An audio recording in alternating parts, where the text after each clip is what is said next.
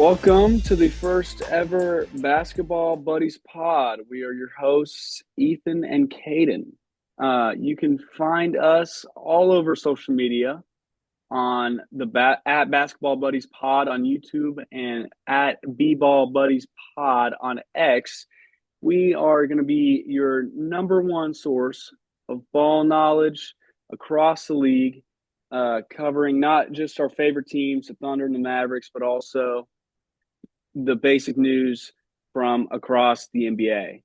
Caden, how are we feeling tonight? There's been better days. As a Mavs fan, there has been much better days. I think the kind of two words that I would describe today is rock bottom as a Mavs fan. And I've said that we hit rock bottom a week ago, and apparently we haven't hit it yet. So today is what I want to be rock bottom of the 2025 Mavs season. Sure. But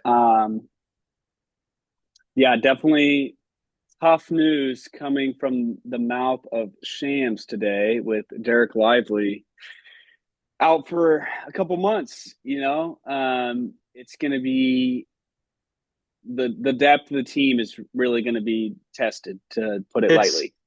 well, it's not only the fact that we had heard for 2 to 3 days leading up to today that they were optimistic he'd be coming back soon. He got upgraded, I think, from doubtful to questionable the other day. So we are kind of thinking his return was going to be in the next couple days. Jake had Mm-hmm. said that it wasn't something that he thought was serious, and then we kind of get slapped in the face with the 2 month injury. So timeline wise, we won't be getting him back into the lineup until, at best case scenario, April, where we're making Right. that final little push into the playoffs. And so by then, it's like Right. he's out for 2 months. Is he going to be rusty? Like, what else going to happen? So it was more of just Yeah, a slap in the face today.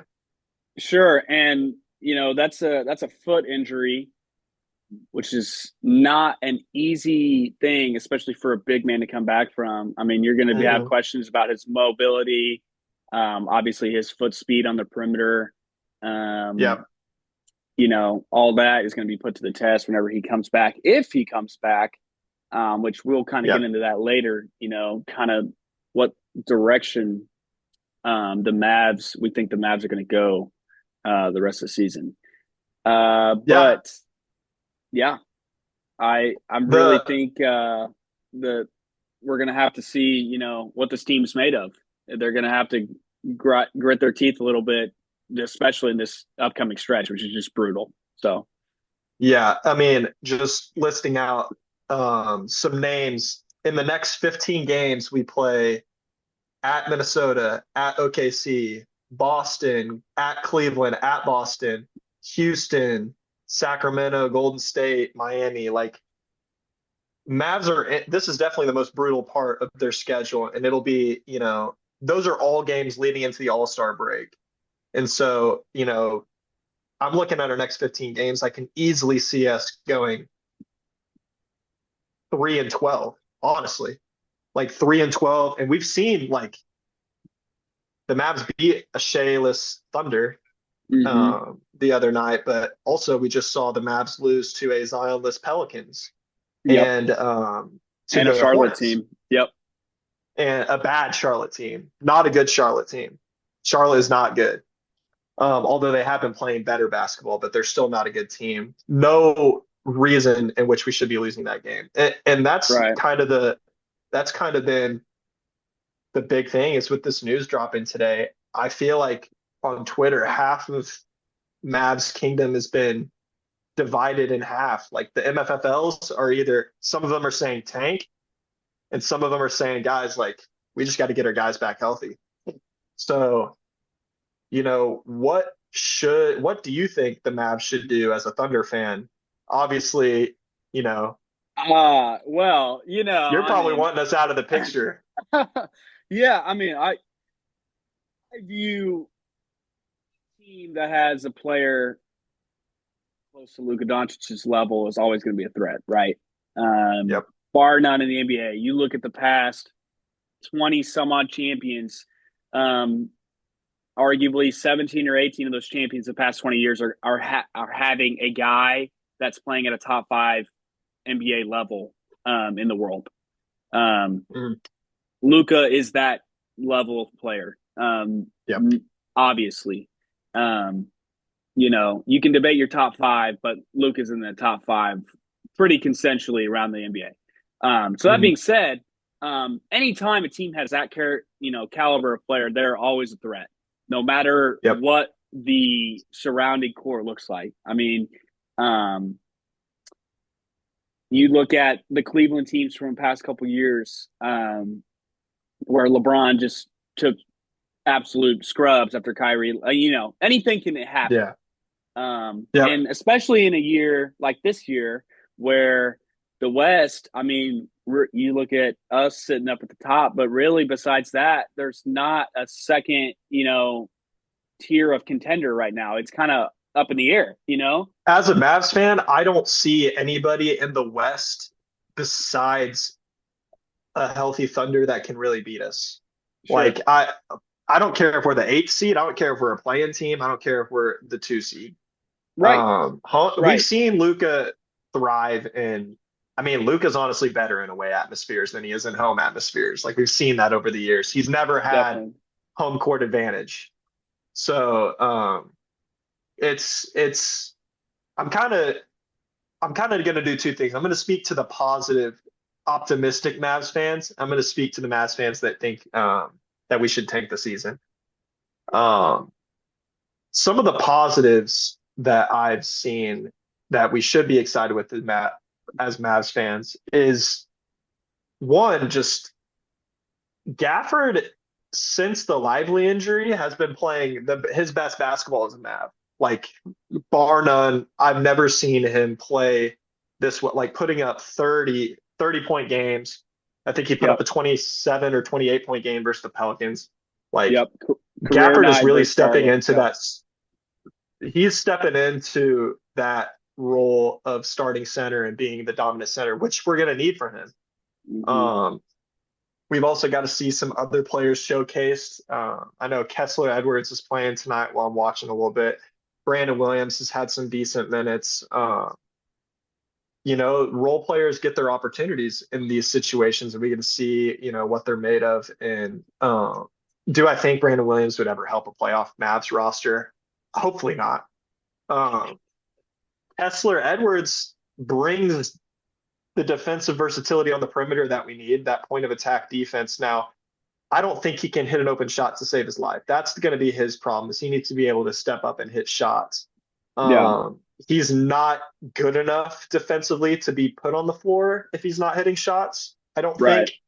Right. Um, but we get to see some of these players step up, and that's because of White Powell going down too, Jaden Hardy going down, like Najee Kleba. Marshall, Kleber. Kleber's going to I have to mean, step up big. he's going to have to be huge.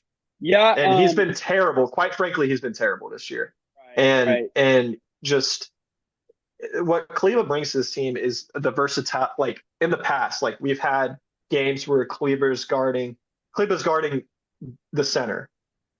I in Luca's first few years, people forget like Cleveland was guarding Kawhi Leonard in our playoff series. Like that's Mm-hmm. how big the Mavs thought of him defensively. Right.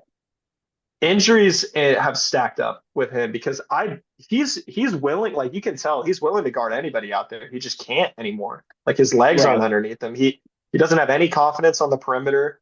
I mean, you could just tell like he doesn't want to shoot the ball anymore. You could tell he has this hitch in his shot because he hurt his shoulder in the playoffs last year. It's just Yeah. I things remember with a him. specific stretch from the Oklahoma City Dallas game where butt naked under the rim looked like he just 99% of NBA players besides him and maybe Ben Simmons are taking a layup right there and he passes out, like He just you're lost right. It just he confidence. doesn't want to shoot it. Um and athletically it looks like he's fallen off a cliff. I mean, obviously he was never a stellar athlete, but I mean, you look at him now when guys are switching on, they're licking their chops, right? They're hunting The that matchup off the switch. Exactly. Um, The the only reason that he's been able to play for us in years past at the center position is his big thing was that he's going to step out and make you pay from the 3-point line. Hmm. Right now, the Mavericks are running a lot of action with him popping to the top of the key, and teams just aren't biting. Teams are literally like Kleba 2 years ago. Luke was able to come off a screen, and teams are going to stick to Kleba because he'd make you pay. Now people are coming off screens, and they're just not getting open. Like they're leaving Kleba open, and Kleba's unwilling to shoot. So at that point, it's like, why wouldn't you just? I mean, we don't have anybody else to play, but like why don't we just have Kleba roll through and let driver like they're clogging the paint whenever Kleba sets a screen, you know? Right. It's Well, like there's at nothing that he gives point, us on the court anymore. at that point, do you even try maybe like Omax at center, small ball five? I mean, is that might be a better option? You could argue. So this is another what I've been seeing a lot from Mavs Twitter today is I don't know if you remember we had a 7'5" demon playing with us in the preseason by the name of Jamarian Sharp. And right now, I've seen majority of Mavs Twitter begging for us to kind of drop one of our 2A players and pick him up for the squad. And genuinely, like he could end up getting playing time on this team right now. Right. Jamarian Sharp would be our first big off the bench over. I mean, he wouldn't. He should be our first big off the bench because he just does more than Kleba. But Well, I uh, can think of a big man that might be coming available soon. Brandon Carlson, recent 10-day, which has ended. We're really, expected to offer him a two-way deal, but at this point, he played so well minutes against Dallas and against Cleveland. He may get ambitious and turn that deal down. So I don't know. Maybe Dallas says, screw it, we'll give him a legitimate roster spot. I mean, I don't want to take away from our talks about the Oklahoma City Thunder in the future, but yeah. I Nico is going mean, to have to exercise all of his available options, and that kind of brings into, another point is, we talk about, you know, Najee missing time. Obviously, PJ's missed time. Obviously, Luka's, has missed time. Kyrie has always kind of been injury prone. I mean, if you're Nico going into the trade deadline, do you think he's kind of wanting to add to this team or just sit tight? Or maybe, hey, take a step back and just wait till the 25-26 season? What do you think? so the the Mavs have. I think right now, currently, if the Mavs make a move, we probably are going to be throwing in the towel for the season. Realistically, looking at this roster, like we're not going to be trading injured players, like we're going to be trading healthy Right. players and we're already down. So if we make a trade, like if we trade, I know Mavs fans talking about Herb Jones. Like if we make that Gafford for Herb Jones trade, Herb Jones is out another 2 months. Like we're tanking the season, Right. which, Right. you know, Mavs fans have been begging for a backup four to replace Maxi all year, but we just can't. If we replace Maxi right now with another backup four, like you know, I've seen Kelly Olynyk thrown out there. I've seen Larry Nance. Like we just can't. Like that's another 2 or 3 games without a backup center. Literally no backup center on the roster. So Maybe a right John now, Collins, I don't know. There's options, right? there's a lot of options, and right now the I think that the Mavs hold pat. That we have control of our 2025 first round draft pick, which is huge for us this year, especially with all these injuries. I would be willing to bet a lot of money that the Mavs make no moves or a move for like maybe a wing defender using some picks. Um, I know that I don't think Herb is a realistic possibility, to be quite frank with you. I don't see any reason why the Pelicans would want to trade him. Right. Um, but I don't see the Mavs really making any moves. I know we are like plus 500 odds for Bruce Brown. I don't think that'll happen either. I think we stay pat with the team and try to get as healthy as possible, which kind of leads me into the another positive is Exum and Luca have been rumored to be doing pretty well, and Luca's rumored to return before the All-Star break. Exum was doing on-court stuff today. Luca was doing some on-court shooting the other day. Um, if we could get them back after the 5-game road trip to the East, I think that we could have a shot of, making that. All we got to do is make the play in, really. Like that's the great thing about the play in is we can be Sure. injured and make the play in. A Yep. lot of Mavs fans don't want to hear that we really can make a push. And then at that case, we'd be playing what OKC in the first round or, a pretty OKC good, or Houston, most likely at this point. yes, But which I would mean, be insane. yeah. The Western Conference Finals would be in the first round. Well, true. You look at the race for the 2 seed is still very active. Denver with its last games with Jokic, I mean, with since they moved Westbrook to a starting role, to be honest, I think they're like 17-2. I mean, it's ridiculous the way they've been playing. 8-2 in their last 10. So the race for the 2 seed is wide open. I think Yeah. but like you said, the play in though is it's hard to say. It's hard to sit here and say that that's most likely outcome for Dallas at this point, The right? Mavs have no point to not try to make the play-in game. If they don't make the play-in game, what who cares? We get a lottery pick. Right. Like we have no reason to not try to push that play-in spot because genuinely I believe that this team is good enough to beat anybody on any single given night. And especially be most every Western Conference team except the Thunder. And even then, like some confidence going into Thunder just from last year, just from previous Sure. times. So, Sure. I think this team should not give up. I mean, it is an absolutely loaded roster. The fact that we're even competing with teams with 8 players, 7 players on the injury report speaks for Yeah. itself. Yeah. Um, but you know, we'll see what the Mavs end up doing. I'm willing to bet the house that we don't really make a noticeable trade or that we don't throw in the tank.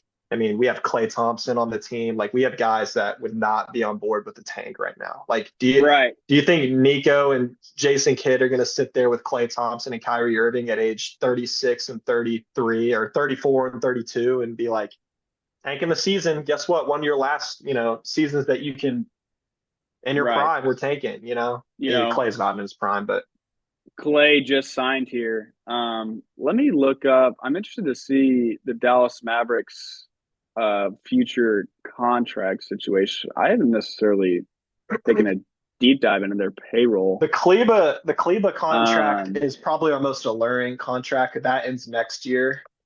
Um, I mean, yeah, what but I mean the Kyrie is a free Najee agent. Kyrie's a Marshall free agent deal this is summer. fantastic for y'all. I mean, that's a Yep. super team friendly deal. Obviously, Yep. you got Lively still on his Grimes, rookie deal. I mean, Grimes he's restricted free untouchable. agent. Yeah. Grimes is restricted free agent this summer. So any team's going to be able to offer him anything. Right now, Mavs fans are pretty worried about Quentin Grimes not being able. We can't afford him to come back. So there could be a roster kind of cap clearing trade move, maybe to get Kleba. I mean, really to get like Kleba's the only one that's really on a deal that's like, like should we be paying him? Yeah. He just doesn't. He doesn't have enough production right now for his contract. Do you think Kessler Edwards is going to earn a long term contract in this stretch, or I mean, he's on a 2-way deal at this point, right? Yeah, he's 2-way. I doubt it. The dude plays hard. Him and Omax are kind of been the spark plugs for us as of late. They just go in and play really hard. Both of them look like baby giraffes learning to walk when they're out on the court. Now they're going way harder than everybody else, but they just don't like I we mean, wouldn't be playing those guys in the playoffs. So yeah. I mean that poster dunk on Jalen Williams was absolutely electric the other night in American mhm. Airlines. I mean, what? Yeah. I mean, that was great. I mean, you saw the spark. I mean, but you kind of go into the same issue you kind of talked to with Kessler Edwards. Teams are going to dare Omax to shoot. Hmm. He's going to get left wide open in the corner. I remember Yep. a possession specifically where he caught it wide open in the corner earlier in the shot clock, drove, and then actually got that same look wide open in the corner and knocked it down. But Hmm. teams are going to notice that he was hesitant to shoot that in the first place, right? He is a Um, pump. Him and Maxi are the pump fake brothers. They will pump fake more air ghosts than I've ever seen in my life. Like, I don't know what they think the scouting report is. Like, if they think people are just going to fly by them on the perimeter, but they drive me insane with pump facing, or they pump fake Casper. Like, nobody around him. And so those dudes just need, I don't know what the Mavs staff is going and telling them. Like, hey, like, if you see that open look, you're gonna have the time to get it off, you know. And I genuinely think that there's been a Mavs coach that's went up to Cleveland and said, "Hey, like we don't need you shooting threes anymore. Like it's broke, yeah, you know." but the So part, I mean, yeah, I don't know. That's crazy. mhm, We'll see how they go moving forward. I mean, that Hardy deal, the Hardy contract is very tradable. I yeah, think he's had a pretty decent year. I mean, I think he's had flashes. I mean, he's shooting almost 40% from three this season. mhm, Um, you know, some team I think could find value in him. So maybe the Mavs move off him just for a little more need. I right. don't think you necessarily need Jaden Hardy with from what you got from Spencer Dinwiddie. Um, Spencer, we have Exum coming back. Quentin mhm. Grimes has really taken some leaps in the on-ball role. Yeah. So Right now, the problem with Hardy is that Jaden Hardy is there's some games where Jaden Hardy will be the best playmaker on the court. He will be very aggressive getting downhill. He'll be under control. That's his main thing is he does he buries his head to the basket and gets out of control sometimes and it leads to a lot of turnovers. And Hardy is a knockdown shooter. He is the best off ball. Like next to a Luka, next to a Kyrie, sitting off ball, just being able to catch and shoot. That's where he'll make his money in the NBA. Right now, we're trying to play him on ball, and it doesn't quite work well. It's not consistent. He'll have some games where he does really well. Most of the time, it's not very consistent. And he right, is a terrible, terrible rebounder and defender. Like absolutely, probably the worst defender perimeter on the team. And I definitely love for a Jaden Hardy guard. to Yeah. death. But Hmm. second round, we spent a second round pick on him. So it's like, very good value for what we drafted. Definitely could get some value maybe for him from, a bottom team that, Sure. would want to move off somebody, but I don't know. Sure. Yeah. I mean, the Mavericks are definitely interesting situation. This I feel like we're at an inflection point in the season for them to where, how these next 10 or 15 games go is how the rest of the season is going to go. Yeah. Um, If they if can the, survive, stay afloat. if the Mavs go play 500 basketball until Luka Doncic gets back, I think they will be fine. But if Hmm. you go in this next 10-game stretch or 12-game stretch or whatever, you win two or three games, then we might be looking at a lottery team most likely. Yep. Um, so I never yeah, thought I'd say it. We need Dwight Powell back. We need him. Dwight Powell, like hey, Jaden Hardy, like we need all hands on deck with like Lively and Luca out. So that's the main thing. Just Exum, we need Najee Marshall, need them all back. So yep, um, stay afloat. So the All yep, Star break, get healthy. yeah. We'll see. The whole franchise. The whole depth of the franchise. Coaching, everything's going to be put to the test here for Dallas. Yep. But with that, we can sort of segment to northward team. The Hmm. current number one seed of the West, who have, you know, really just um, near Dominance unbeat is what comes to near un, mind. near unbeatable whenever when Shea Gilgeous Alexander and a center play. Hmm. Um, You talk about 19-2 at home, 16-5 on the road. One of the defensive numbers that are looking all time. As it would stand today, this if the season ended today, it would be the best point differential in NBA history. Um, you know, it's been remarkable. And I've obviously, we're never not. seen a team in the league dominate the regular season. Even like that 73-9 Warriors team wasn't just putting the putting the beat down on teams like this. Yeah. Um, you know, uh, Going into the Cleveland game, uh, Hart gets announced that he's going to be out for a week or two um, earlier that day. So my mind's kind of fearful of the fact that, Jay Will is going to have to play. I wasn't even thinking Brandon Carlson was going to come into play. I was going to think that our backup center was going to be Kenrich Williams, right? Yep. Um, but, you know, all of a sudden,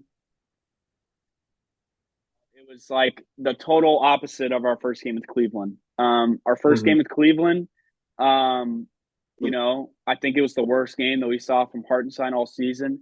They were just Yep. pounding us inside. The double big was just really causing us problems. Hmm. It was like watching the 2020 Oklahoma City Thunder that made the play in and went 40-42 with Jay Will at center. We could not rebound to save our lives. Yep. Um, and that issue is kind of reared its head again, and they really just, they beat us fair and square in that building. But this game was Hmm. different. Um, Yep. we understood that center was our weakness, and so, I talk about the 2020 or the 2022 Oklahoma City Thunder team that went 40-42. My mistake. Um, that team succeeded, even though we had that glaring weakness at center, because we played with our hair on fire. Because Yep. when we gave up position in the paint and there was a ball, anytime anybody would catch the ball, we would double team immediately and just go for Hmm. steals, go for steals. Um, and that's what we did in this game. And Jared Allen had one of his worst games of the year. Um, Yep. Donovan Mitchell still cannot score on Lou Torture Dort. chamber. Torture chamber. Absolutely, you want to talk about even in the game in Cleveland that they won, 3 for 16 and 11 points. Tonight, 3 for 15, 8 points in this one. Lou Dort continues to be arguably the best defensive player in the NBA. Completely The took, best defender in the yes, NBA.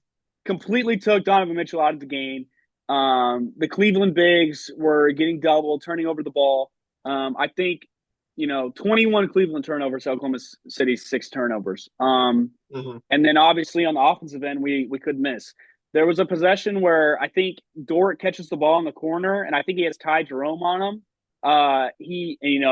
Dort taking the ball off the dribble was always an experience. So You don't know what's happening. yeah, He's like Hardy. yeah, you never know. You don't. He's kind of a bull in China shop. He always kind of has been. He doesn't. He's never really had that natural ball handler feel. But he gets the ball in the corner. He takes hard. I think it's Ty Jerome off the dribble. One dribble cross, hits the pull up midi. Straight butter. Didn't even touch the rim. It's like, okay, well, that's the Mm. type of night we're gonna get. And he was outstanding. Yeah, he could not miss all night. Outstanding versus I the think he hit Cavs at six home. threes. Yeah, Dort's just one of those players that at home, like you're getting a completely different offensive player. The confidence that he has at home is insane. it's different. And then you can't overlook, right? Shai Gilgeous-Alexander, 40 points in 3 quarters. Once again, Yeah. just pure domination. Um, in these matchups where we've played New York and we've played Boston and Cleveland, Shai rises to the occasion damn near every single time. Hmm. I have not watched a Thunder game this season, and that includes games where we played the Nuggets, where I'm like, he's the best player of the court. Um, Yep. you know, I still am of the opinion that Nikola Jokic is the best player in the world, right? Hmm. But I think it's Shai's MVP to lose because of what he's done this season is just remarkable. He Hmm. is having he leads the NBA in 40-point games, three quarters. He's on pace to sit out just as many fourth quarters, if not more, than Steph Curry did Mm, on the 73 win Warrior team, which just speaks for how absurd his numbers are, even with that. yep. Um, so I'm looking at the MVP Uh, odds right now in DraftKings. Um, Shea's at minus 300. Would mm. you be surprised if anybody not him wins it at this point?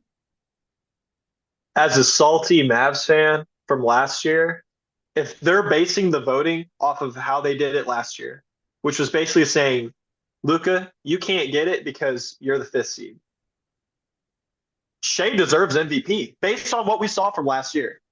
100% no doubt. Shea is having the best season from the best team. And we've seen time and time again, that's how the NBA makes that vote. Now, obviously, there's been some seasons, some outliers like Russ's triple double season and, Sure. things like that. But like when it comes down to the criteria of how they vote for the team and how they value winning teams, Shea definitely deserves the MVP this year personally. And I think that even if he was like the 4 or 5 seed, he should be the MVP at this point, just because of how dominant he's been when he's on the floor. He's shooting like what, 60%, like 55% from mid range or something like that, 50 to 60% from mid range. Like we haven't seen a player do that since like Dirk. Like Yeah. it gets to the point where Shea shoots a mid range and like it's almost shocking when it doesn't go in at this point. Hmm. Like, Yeah. and so the question with Shea is always going to be how that three ball was going to develop. And this year he's taken it with more confidence. It looks quicker. It looks like he's taken a little bit of a step to where if the Thunder need, and that was a big thing, is there's some points in time in the series last year where the Thunder needed a big three. And you go to Isaiah Joe at that point, which is a good option to have, but you'd rather have your best player taking that shot. The Right. Lucas, the Kyries, the Tatums. You want your best player to be able to take that shot, and I feel like Shea's proven through this year in big games that he can rise up and take those threes when he needs to. So the evolution of him as a player this year has been evident, and I think he definitely deserves the MVP as a OKC rival fan. Right. And yeah, you talk about his 3-point numbers. I mean, two makes a game off 5.7 attempts. That'll get her Hmm. done. That's 35% clip, which is around league average. Um, he doesn't need to be a dominant force from there, but just adding that Nope. balance to his game is all he needed. And he will take the big shot in the clutch. And, 35% isn't, the best percentage in the world, but I still feel confident in any shot he takes. Right. Hmm. Um, you know, He's had some absolute daggers from three this year in big games. yep. Yeah. And and it's just not even the fact that he's shooting it super well, it's that he's taking more of them this year. And it's like whenever you're guarding somebody in the basketball game and someone even shoots a three, even if they miss it, it's like, oh man, I have to be ready. And that just adds a little bit more to what he can give an offense and give him a little bit more space. So, and Right. that's going to be crucial. Especially if y'all, are going to talk a little bit about what your guys' lineups will be with a fully healthy team in the playoffs. But like, if y'all have Hart and Chet in at the same time, Shea needs to be able to step up and take some threes because he's going to have a little bit more limited space on the court to work. Sure. Um, and yeah, we can kind of segment from that. The questions with this team right now are you mentioned the rotations in playoff time, right? Hmm. There's kind of a logjam roster wise, right? Big log jam. Um, you know, I don't know what this playoff rotation is going to look like. We still have not seen this team fully healthy with Hartenstein and Chet both available yet. And so in a month or two, post All-Star break when Chet comes back, that's going to be the question, right? Is what is our best lineup? Have Hmm. we seen the best of this team? Or, like I've seen some tweets thrown around on Twitter. Well, maybe Chet coming back will throw up the chemistry. Like I'm not worried about. Like we won't get worse, right? That's Right. that's out of the question. I think the chemistry this team plays with everybody knowing their role. Um, the question is just going to be getting the right guys on the court. Um, Yep. And when it comes down to condensing that roster, you guys play 10, 12 dudes a night right now. It's going to shrink to 8 to 9 dudes in the playoffs. That's pretty much how all NBA teams do it because, you know, Shea's minutes are going to go up, Dort's minutes are going to go up, Jada's minutes are going to go up, Chet's minutes are going to go up. Y'all have about 12 dudes, I'd say 11 dudes that could be on a like most teams' playoff roster, like rotation. So it's going to come down to, first of all, how do pieces fit around Chet and Hart, and what Mark is going to do, what Daig's going to do about rotations and just the style of play that you guys have.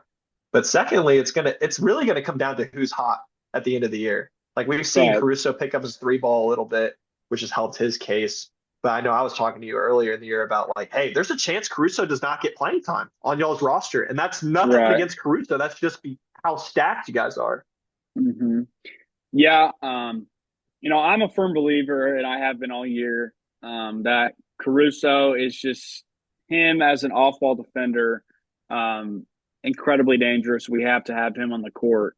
Um, but if Aaron Wiggins is averaging 10 or 12 points a game, going into Hmm. the final stretch of the season, I mean, you're going to have to make a tough decision between Caruso, Wiggins, and Kenrich, right? And you run it's into and the Yeah, I was gonna um, say you run into the problem of like Caruso is a better player than AJ Mitchell, but AJ Mitchell brings more to what you guys need. Like AJ Mitchell can go into some non-Shea minutes and get some playoff minutes for you guys just because of right. what he is like on ball. That doesn't mean he's a better player than Caruso. It's just that's how the cookie crumbles sometimes.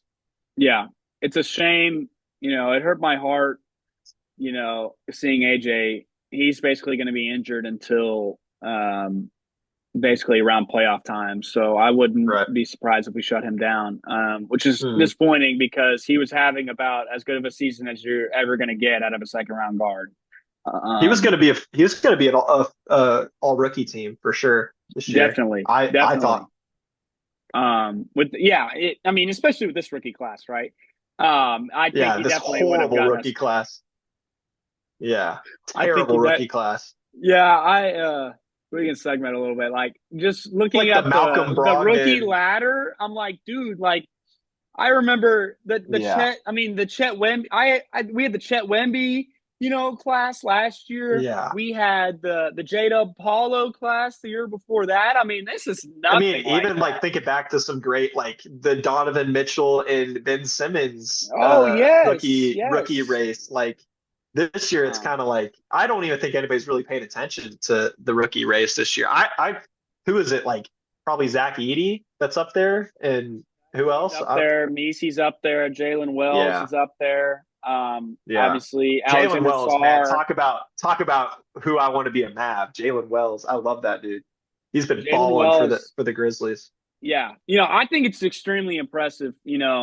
Obviously the rookies that come into a winning culture like a Memphis, like in Oklahoma City, and contribute day one. I think that's extremely Hmm. impressive.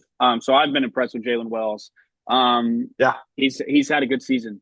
Um, AJ's found his niche on the Thunder, and he's been really impressive. I've liked what I've seen from him coming in, not afraid to take shots, not afraid to be on ball in a Shea, um, in a Shea franchise. He's got nuts. I'm very interested to see. Knowing AJ's out until playoffs, we'd probably assume that you he guys won't play. don't won't play. But do you think that really the only knock that Presti's had in his whole general managing career is kind of who he's traded for? Now he's not when he comes to drafting people, that's the guy you want. Anybody in the NBA of all time ever, you want Presti, drafting players. And obviously, like he hit on the trade for SGA, but like we can look at the Gordon Hayward trade. Like the Carmelo trade. Like there's some trades that he's done that's kind of just stalled the team out. Is there a trade that you think Thunder fans would be interested in for the team this year? Maybe a Um, secondary ball handler for non-Shea minutes. yeah, I think it's well established the weaknesses of this team, right? I think it's size at the wing position. I think we could definitely Mhm. use some more size. But thankfully, I do think that Hartenstein's addition kind of weakens that, lessens that need to where now Yep. it's pretty glaring that we need a secondary playmaker Mhm. next to Shea Gilgeous-Alexander in those non-Shea minutes. I think long term, I could see Presti not making a move because I think long term, I think that role could be filled by AJ Mitchell. I think Nikola Topic has talent. I think that role could be filled by him. Mhm. Ideally, uh, Jalen Williams would step up in those non-Shea minutes in playoff time, but Mhm. um, after watching the Dallas game, and I'm kind of worried about that a little bit. Yep. Uh, I think It, Jalen's a great player, yeah. and obviously he's been fantastic this year, having another career year. Mhm. But playoffs is a different All-star player. level, right? But He's yes, he's I going to be an agree. all-star. Yeah, and I think he should, right? We've never seen a team win at this level and not have two all stars. I think Mhm. I saw a tweet about that today. So, yeah, I think Jalen should definitely be an all star. But in terms of trades, you actually mentioned this to me a couple weeks ago. Like, I think a Jordan Clarkson move wouldn't be bad. Yep. But I know maybe Malcolm more Brogdon and I was about to and say Malcolm Brogdon may be a little better fit though because he sort of Mhm. fits the defensive culture and Yep. also you don't necessarily want a guy that's going to be more looking for a shot, right? You may want a guy that's Mhm. going to be more facilitating, get the others involved, especially if Yep. he's out there with Jalen Williams and Isaiah Hartenstein slash Chet or both in those non-Shea minutes, right? You might Mhm. favor Malcolm Brogdon. Um, but let me look at. I actually don't. I'm not aware off the top of my head Malcolm Brogdon's contract.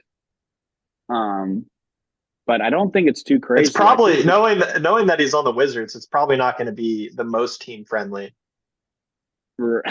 yeah, right. I mean, we're They've been talking about handing a out team. contracts to bums for years. Yeah. Like they just like that's half the reason that Kuzma's still on the Wizards and like I don't know. Nobody wants Oh Valanciunas. wow. He makes a lot more than I thought. Yeah, I was gonna say they're pretty much known for like spiking the role players price up for contenders. Yeah. 22.5 million a year for Malcolm Brogdon. Yeah, no, it's not. It's not. Well, I So mean, the Thunder could pay that, but I don't. right, I don't and think y'all. that's what kind of holds me back from Cam Johnson too, right? Is he's Mhm. owed 20 plus million. Um, Yep. do we want to trade Wiggins or Kenrich whenever their contributions may be comparable? Whenever Hmm. that may force a financial decision down the line to where we might have to choose between Hart and Cam Johnson. Hmm. I think we would choose Hart in that scenario, right? I think Hartenstein has been so valuable to this team, just the rebounding and the toughness and the extra sides. Like I think we have to choose Hart in that scenario. Yep. Um, so yeah, I don't Hmm. know. Yes, I think we just fight. To be honest, I think we just see where this current roster could take us. And like I said before, I do think the playmaker issue will resolve itself in time. Hmm. Um, I could but it's see the Thunder really going to a J-Dub, Hart, Chet, Joe lineup, kind of just really loading up on the other four starters when SGA's out. mhm, Uh, definitely just, just, I think that's the direction we'll see Mark go come playoff time, kind of just loading up with as much offense as you can get when Shea's out. But I don't know. Defensively, y'all are so good that y'all could still win. Like y'all could win a title without a secondary just surviving non-Shea minutes.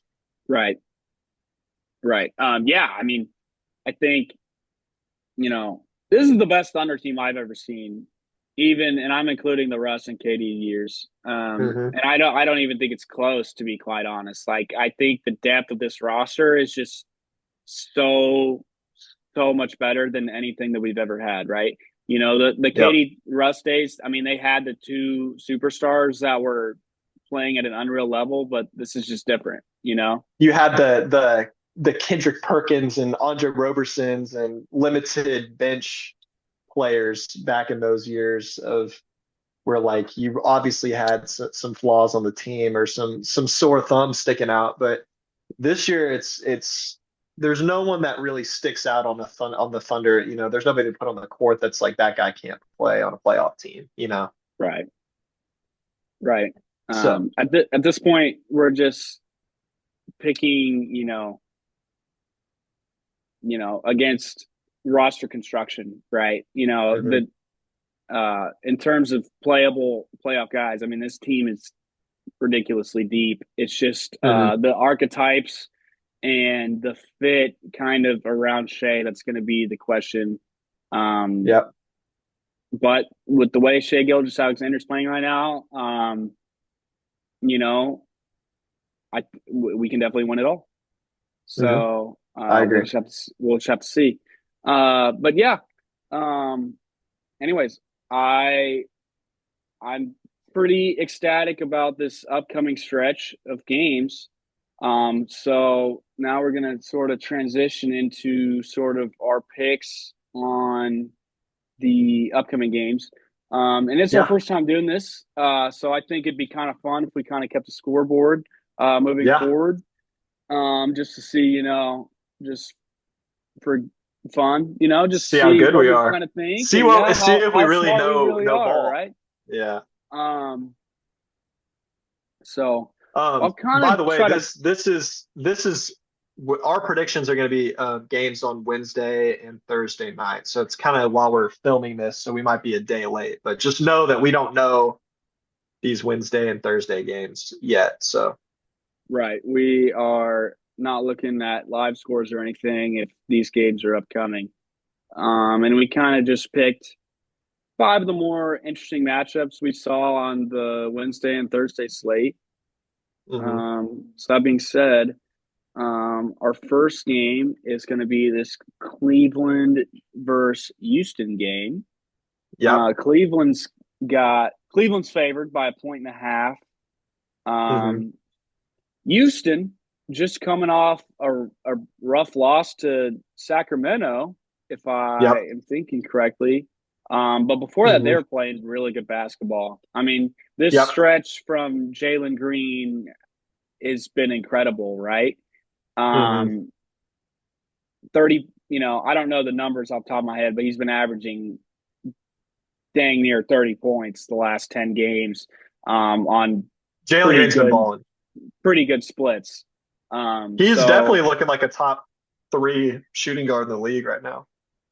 yeah, um, And he's playing like it. and he kind of I has mean, gone through this every year where he gets hot and kind of has this streak to where he can't miss.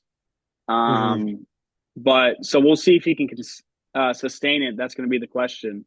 But Yep. yeah, he's been playing great. Obviously, Amen Thompson, since being moved into the starting role, Oh has man.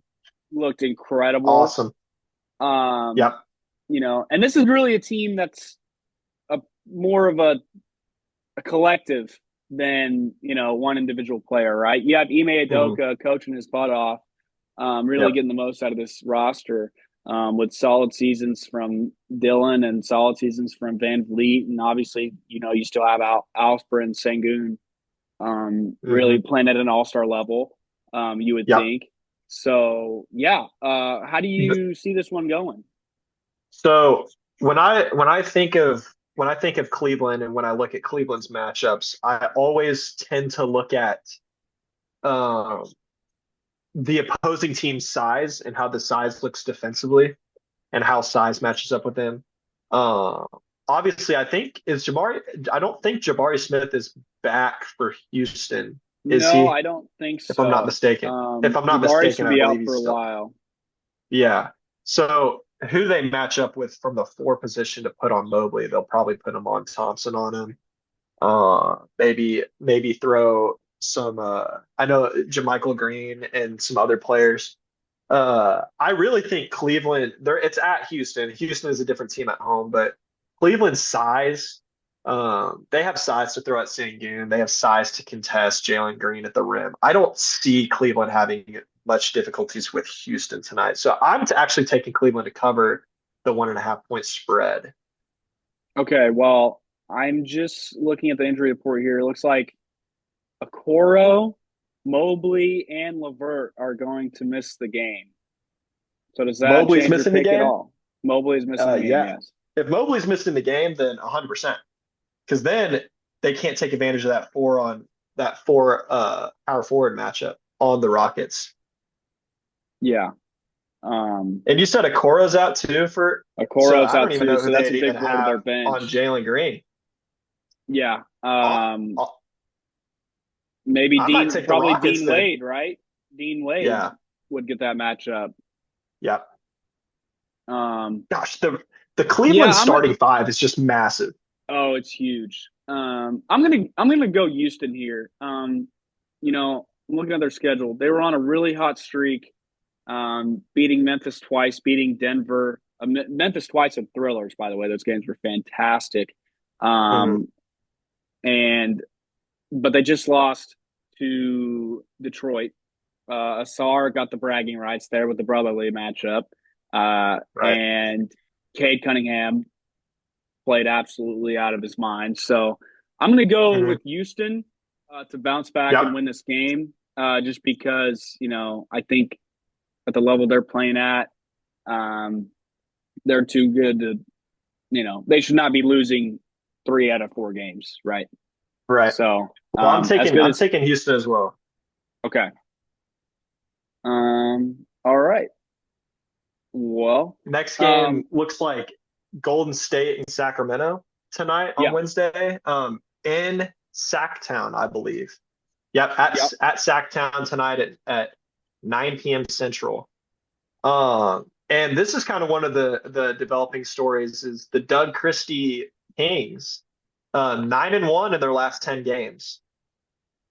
The Kings have been balling, and I listen to a lot of Locks on Kings with Matt George as their guy, and he was on the rock bottom phase, when they fired Mike Brown. He's a big Mike Brown guy, and he was like, Doug Christie may turn it around for 2 weeks or not or so, but then this Kings team is going to obviously fall back to what they were. But this Doug Christie team looks a little bit different. He's playing. The rotations are different. Trey Lyles is playing really good basketball for them right now.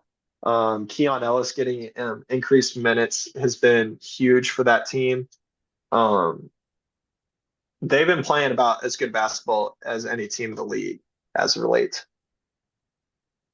Yeah, which is like you said, I think like you mentioned Keon Ellis. I mean, he was getting DNPs under mhm, Mike Brown, to literally now playing over 30 minutes a night. And he's nothing special, but I think he feels a need with that team, right? They need yep, as much defense as you mhm, can get around Sabonis. Um, I yep, think, when you have a big like Sabonis or Sengun or Jokic, the way you win around those guys is you put defense, you mhm, stress that around those guys. And I think that's what has really led to the Rockets' success, right? They yep, have as much defense as they possibly can around Sengun. The mhm, Kings do not have that. So Keon, yep. he kind of fits. He's a need guy, and since they put him back, Malik Monk has really taken a jump as a playmaker, Yeah, having they've inserted multiple him in the 10 starting plus lineup. assist games. Yeah, Yeah. and he's kind of elevated his game. You kind of know The what you're cra going to get out of Sabonis every night. yeah, And yeah, they've just been a different team. the crazy thing is that like I mean, you could obviously tell like writing on the wall, Fox did not like Mike Brown. Like there was some type of feud there. There was some type of, something bad happened in that relationship. Since Doug Christie has gotten the coaching job, I honestly thought I thought Fox's numbers would go up scoring wise.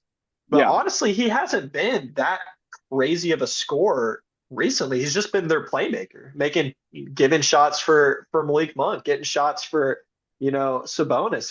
He's been great defensively. They look complete. Their play style is completely different. They found actually what works for them, and that's the big thing for the Kings right now and why they're so hot. Yeah. And you talk about this game with Golden State. It was just announced that Draymond's going to miss a couple weeks. Pods Um, is out. Kyle Pods is Anderson out. out. Kaminga out as well. Hmm. Um, you know, I I don't know about you, but I don't think this Warriors team is a playoff team.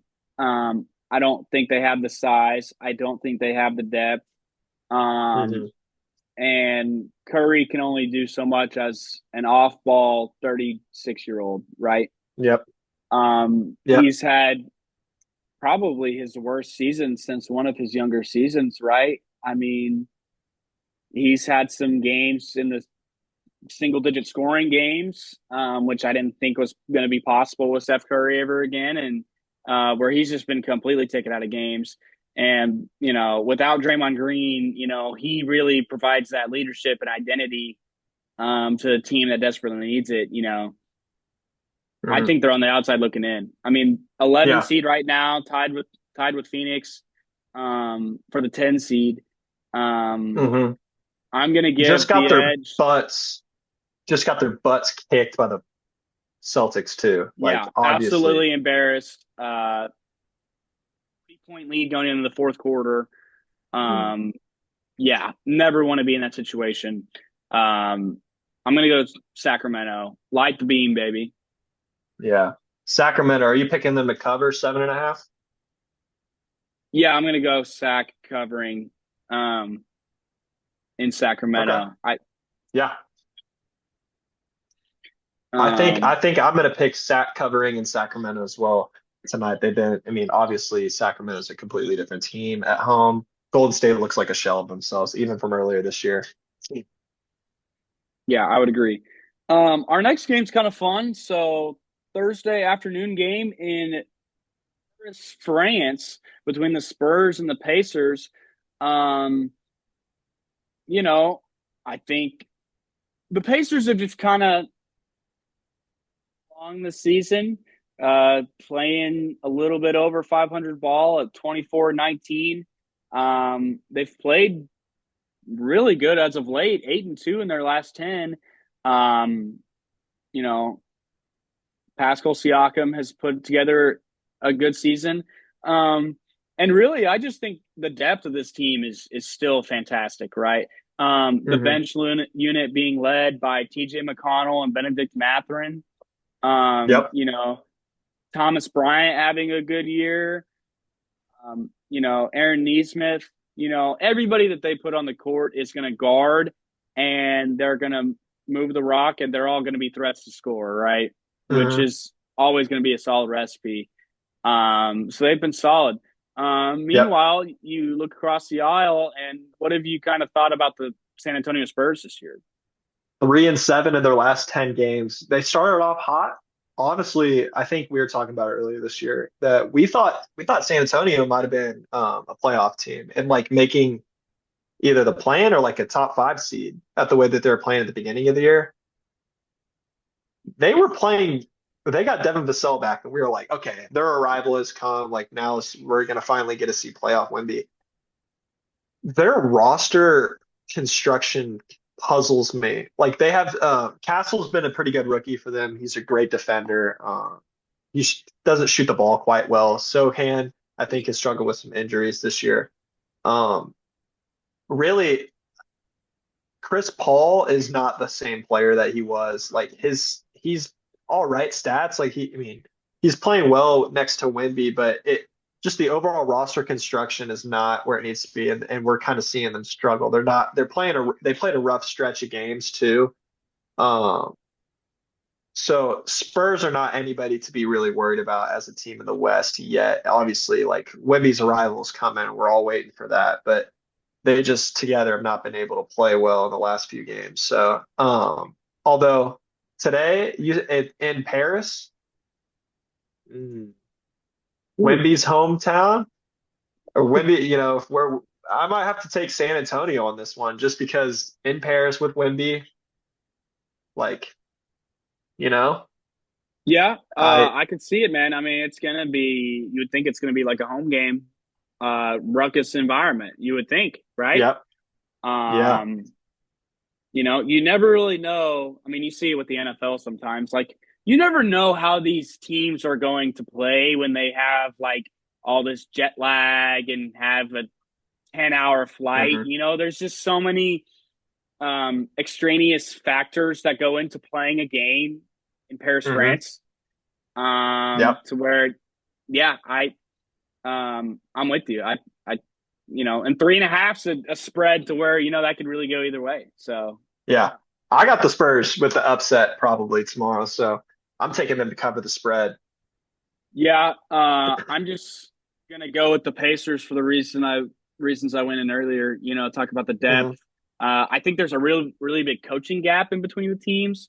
Yep. Rick Carlisle is still a very solid coach. hmm And I still kind of think there's some growing pains to be had, in the post Popovich era in Yep. San Antonio. Um, some of the rosters and lineups they're putting out there kind of questionable to me. Um, Yep. so I'm going to go with the Pacers. hmm So, yeah. What do you think about this next game we have on the list there, Caden? I'll let you kind of lead this conversation. Mavs Thunder in OKC. Um, really, really chippy game last time we saw them, obviously. I think you were there in person Yep. watching that one. Super physical. We could tell PJ and Lou Dort do not like each other. I'm not gonna lie, as a Mavs fan, this may be PJ's first loss to the Thunder in 8 months tomorrow. Um, I don't see any way that we have enough offensive firepower, even enough depth to compete with you guys. When we're playing dudes like Brandon Williams, we're playing dudes like Kessler Edwards. I think Omax was in the starting lineup tonight. We just don't have the firepower to compete with a juggernaut like that. The spread is 10.5. Shocked that it isn't higher, to be honest with you. Yeah. I think Lou Dort at some point gotta end to Kyrie Irving getting the best of him at some point, right? hmm Kyrie has had a slew of very solid games against the Thunder without Luka, hmm and I got to go with the sample size and say Lou Dort's going to put an end to that. And Yep. really, if you cut the head off the snake with this limited Dallas roster, I do think Oklahoma City will get it done. That being said, Kyrie though, doesn't have the legs. physicality of this game could keep it close, but I do hmm think we will most likely cover with it being in Oklahoma City. Um, hmm we do have not when we have available, we do not lose in the Paycom Center. Um, Dallas was Yep. actually one of the only teams to beat us in the Paycom Center hmm without without Luka playing this year earlier in the season. So yeah, I'm going to give the edge to the Oklahoma City Thunder here. We talk about these teams a lot, so we don't have to spell on this Yep. lineup matchup too much. But yeah, I'm going to go Oklahoma City here. Yeah, I'm going to take them to cover as well. So, Um, that brings us to our next matchup, being Boston Clippers. that's tonight, Man, yeah. I think. Um, Um, man, the Clippers, their game against the Bulls last night. Man, did they miss Zubac? yeah, Mo yeah. Bamba bench in from the second half for hmm Mr. Brown. I can't. I'm blanking on his first name. Um, but yeah, the season that I know because this guy's on my fantasy team. Uh, Zubac's been having a Monster. monster season. I mean, he's been the second Yeah. best player on that team by a. Well, I say that now. I'm Kawhi's thinking of back. Now I'm thinking of Norman Kawhi, Powell's been balling Norman too. Powell, and Harden. I think Zubac's been the second best player on their team. I'm a Norman Powell fan, but I think Zubac has been the second best. In terms of importance, right? I think no question Zubac is important. And with Kobe Brown, small ball center, and Mo Bamba starting at center, um, it's hard to see, LA keeping this close. But 11 and a half is a lot to cover, and Boston exactly hasn't been playing the best basketball as of late. So 6-4. I have I think we have another buddy account on Twitter that's a Celtics buddy, and from what I've seen by his post, a lot of Celtics fans are kind of panicking right now without them been playing. A lot of them I've been seeing on some Celtics accounts that some people have been wanting Giroux to be traded, which is interesting. very Um, interesting. but I don't know. They we're not worried about the Celtics when it comes playoff time. Like, don't get me wrong, but right now they're playing like 12, 13 guys a game. Like they're going deep into the bench, and I don't can't tell if that's just because they're experimenting or not. Their starting five doesn't get as many minutes as you see from other people. And then obviously Tatum had those 3 point struggles a week back, which hasn't been helping their last 10 game record. And then they played the Hawks, and the Hawks just quite frankly own the Celtics for some reason over the last 2 years. We've seen the Hawks just own them. It doesn't matter. Trae Young's been out, and DeJounte Murray has beat their butts, or DeJounte Murray leaves them out. The Hawks are owning them. So, um, would I hit the panic button on Boston? No, I think they're going to be fine come playoff time. That you're going to lose games in the playoff when you jack up 43s a game, or Sure, lose games in the regular season. sure. Now the Clippers match up pretty well defensively against them, just in terms of they have five dudes on the court that can guard at all times, most of the time. You got Derrick Jones Jr. Norman Powell can guard. He's more of an offensive player, but he can guard. Kawhi, Kendrick, or what is it? Kendrick Dunn. Uh, Harden obviously is limited defensively, but Terrence Mann, like they got dudes that they can put on Celtics. That's why I have the Clippers losing but covering the spread. Yeah, I would agree with you. Kristaps Porzingis is questionable for this game. Drew Holiday questionable. Al Horford questionable. And then Mhm. obviously with um, I it's not saying, but I do believe Zubac is still out. Yeah, I'm gonna go the same. Okay, I'm sorry. I just found it. James Harden, Nick Batum out. Kawhi, Norman Powell, James Harden, Zubac, Batum, and Chris Dunn all not playing.